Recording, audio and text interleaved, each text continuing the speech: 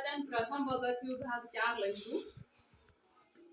આ જે સંખ્યા વાચન લઈએ છે એના કારણે સરવાળા કરવામાં તકલીફ ઓછી પડે છે।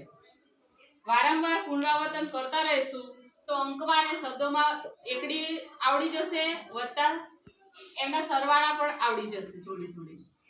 આજે 60 + 1 = 61, 61, 60 + 2 = 62, 62, 60 + 3 = 63, 63, 60 + 4 = 64, 64, 60 + 5 = 65, 65, 60 + 6 = 66, 66, 60 + 7 = 67, 67, 60 + 8 = 68, 68, 60 + 9 = 69, 69, 60 + 10 = 70, 70, 70 + 1 = 71, 71, 71 બંને લખાય છે।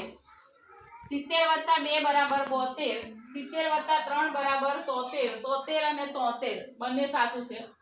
70 + 4 = 74, 74, 70 + 5 = 75, 75, 70 + 6 = 76, 76 અને 76, 70 + 7 = 77, 77, 70 + 8 = 78, 78, 70 + 9 = 79, 79, 70 + 10 = 80, 80।